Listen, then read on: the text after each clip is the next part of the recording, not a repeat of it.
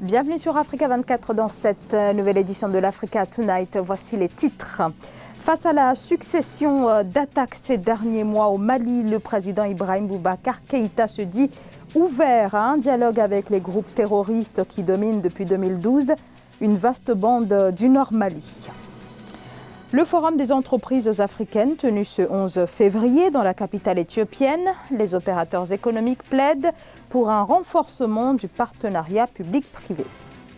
Le lancement de la monnaie unique au pays de la CEDEAO continue de diviser. Le Nigeria exige un report de l'écho en raison des irrégularités des critères de convergence. Mais tout d'abord, cette information du Soudan où les autorités ont annoncé leur intention de remettre l'ancien président Omar el-Béchir à la Cour pénale internationale. Un haut responsable soudanais a indiqué que le Soudan était d'accord pour procéder à l'extradition vers La Haye de celui qui est actuellement incarcéré à Khartoum depuis sa destitution depuis bientôt un an. Omar el-Béchir est recherché depuis 2009 par la CPI pour répondre à des accusations de génocide et de crimes de guerre durant la guerre au Darfour, un conflit meurtrier qui a éclaté en 2003. 300 000 personnes ont été tuées. On compte également des millions de déplacés depuis cette date. Le chef de l'État malien, Ibrahim Boubacar Keïta, reconnaît et pour la toute première fois l'existence de contacts avec des groupes terroristes qui sévissent dans la région du Sahel. Le président justifie cette ouverture au dialogue par la nécessité de trouver d'autres pistes de sortie de crise. Se pose désormais la question de savoir si une approche plus globale impliquant donc une solution négociée est encore possible au Mali. Ibayako. À la question « Faut-il dialoguer avec les djihadistes ?», le président malien Ibrahim Boubacar Keïta répond oui. Ce lundi 10 février, le chef de l'État a accordé un entretien à la presse en marge du 33e sommet de l'Union africaine qui s'est tenu à Addis Abeba en Éthiopie. Pour Ibrahim Boubacar Keïta, il est temps que certaines voies soient explorées, notamment un dialogue avec les deux chefs de groupes armés ciblés, Amadou Koufa et Yad Agrali.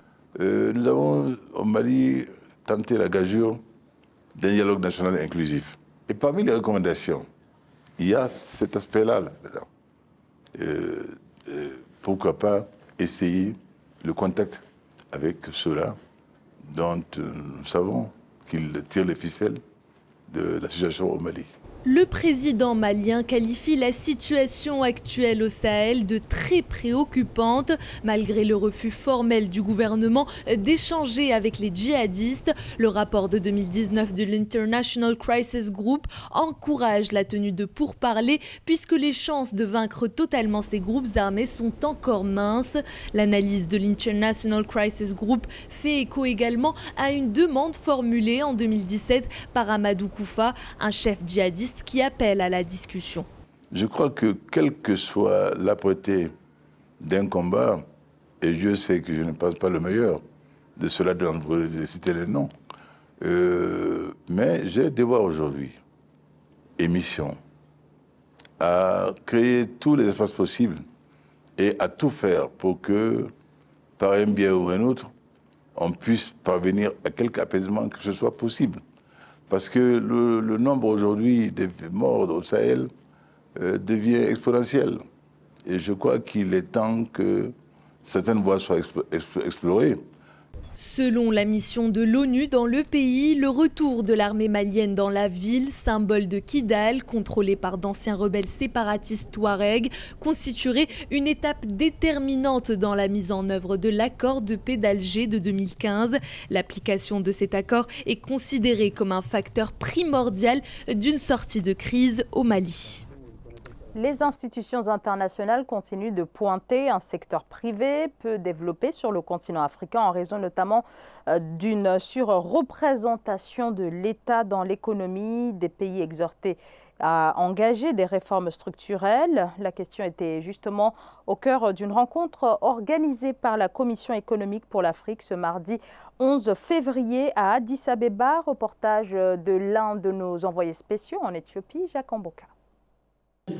Des idées pour une Afrique prospère. Il est le leitmotiv des African Business Forum, un forum économique qui s'est tenu ce mardi 11 février 2020 à Addis Abeba, en Éthiopie, en marge du 33e sommet des chefs d'État et de gouvernement de l'Union africaine.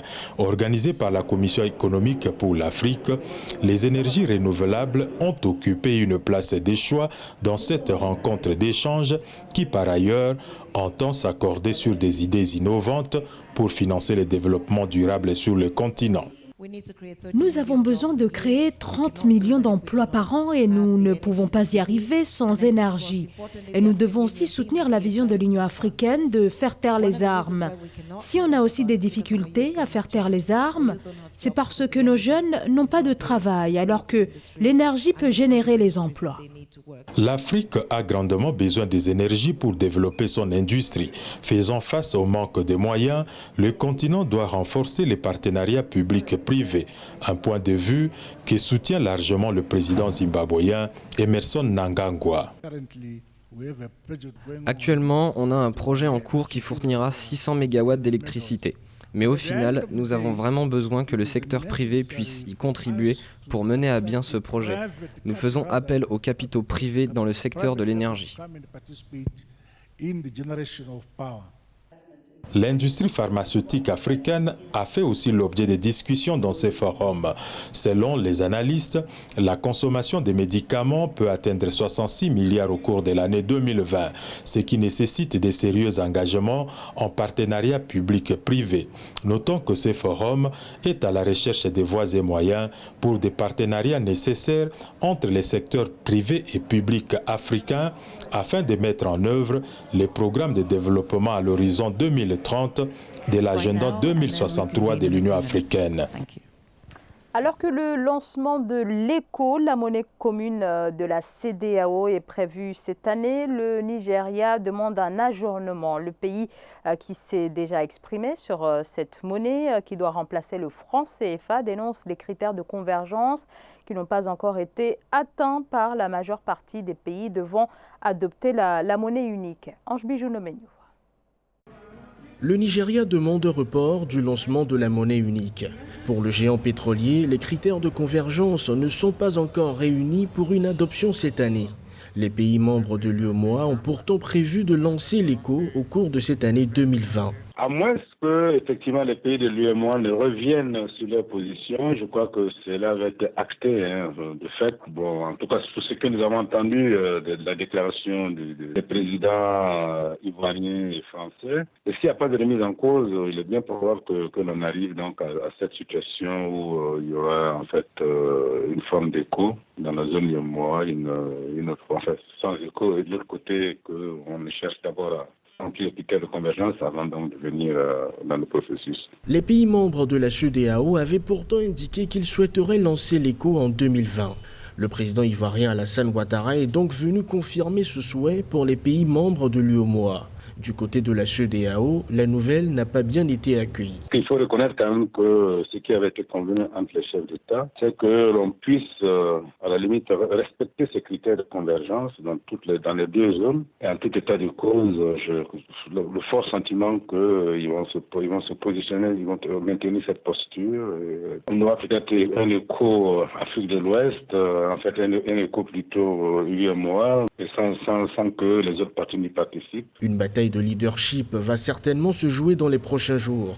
Le Nigeria, qui est un poids lourd de la sous-région, a toujours montré ses réticences au principe de monnaie unique. Pour le géant pétrolier, l'union monétaire doit forcément passer par le respect des critères de convergence. Est-ce comme toujours en grande difficulté la compagnie électrique sud-africaine qui n'arrive plus depuis des mois à faire face à la demande ne parvient pas non plus à régler son différend avec le régulateur de l'énergie concernant les hausses tarifaires. Ange Bijounomenyo.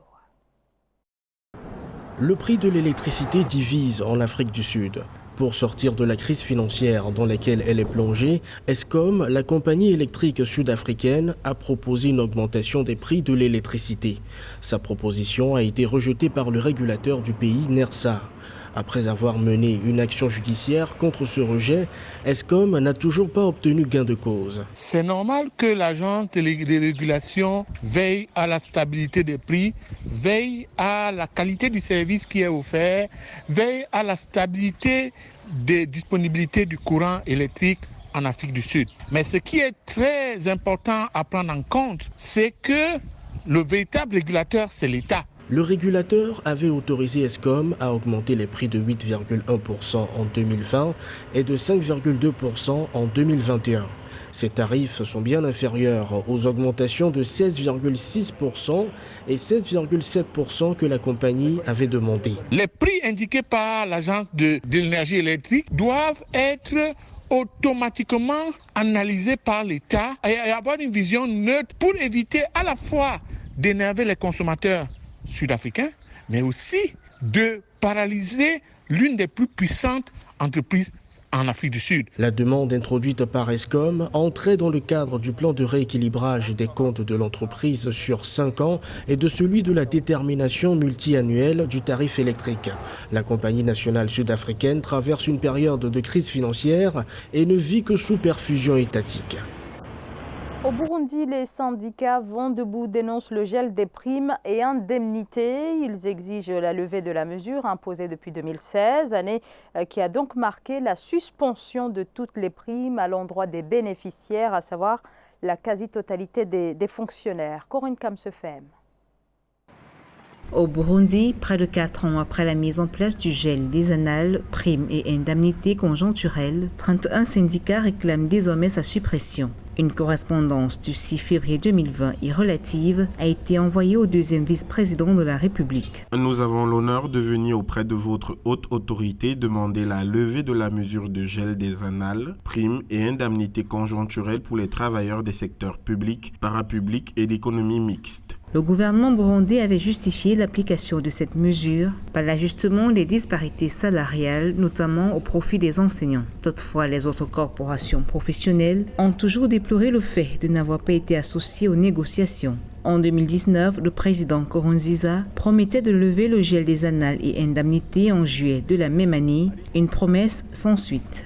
Chaque fois qu'il y a des spéculations électoralistes, ils font des promesses qui ne vont pas tenir. Le gouvernement a certainement dit que le dégel des annales et indemnités est à point nommé sans être convaincu des ressources financières pour y faire face.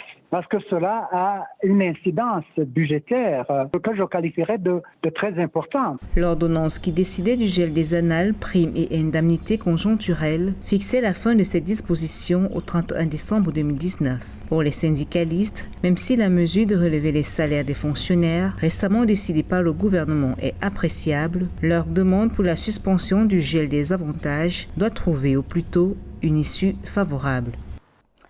Les plateformes de commande et de livraison en ligne ont également le vent en poupe sur le continent africain et dans la course à la livraison de repas. Un concurrent vient s'ajouter à la liste. Il s'agit de N'Djamena Food, lancé au Tchad, comme vous allez le voir dans ce reportage de notre correspondant Mahamat Ramadan avec les commentaires de Nelly Claudebessa. Faire la promotion des mets locaux à travers les nouvelles technologies, c'est l'ambition que vise la jeune start-up N'Djamena Foods. Cette chaîne de restauration qui propose la commande des repas en ligne avec une livraison rapide et gratuite est une initiative de Khadija Gombo, une jeune tchadienne passionnée de la cuisine. À travers son application mobile, la start-up donne la possibilité aux clients de composer directement leur menu en ligne. C'est le premier restaurant tchadien qui a une présence effective en ligne. Nos commandes se font directement en ligne par appel ou par message et les clients ont la possibilité de composer son propre menu et il a aussi cette possibilité-là de payer par la monnaie électronique. Et nous avons aussi un service de livraison qui est non seulement rapide mais aussi gratuit. Pour gagner la confiance des clients de plus en plus exigeants en matière d'hygiène, N'Djamena Fast Foods se fait contrôler régulièrement par le Centre de contrôle de qualité des denrées alimentaires. La start-up compte ainsi améliorer les recettes des mets locaux pour les rendre nutritifs et équilibrés. Parmi les particularités de N'Djamena Food et aussi la promotion de mets locaux, nous sommes l'un des seuls restaurants qui promouvoient le mets locaux à travers le cadre. Nous sommes l'un des rares restaurants qui sont contrôlés par Secogda. Nous respectons les normes hygiéniques, les normes internationales. Pour rappel, N'Djamena Fast Food a gagné 3 fois des prix d'excellence en entrepreneuriat au niveau national et international. Selon certains experts, le paiement des repas via la monnaie électronique proposée par la start-up contribue à l'inclusion financière prônée par les autorités. Ce journal a été réalisé par l'ensemble de la rédaction. Merci de votre fidélité. Dans un instant, une nouvelle édition de l'actualité sur Africa 24.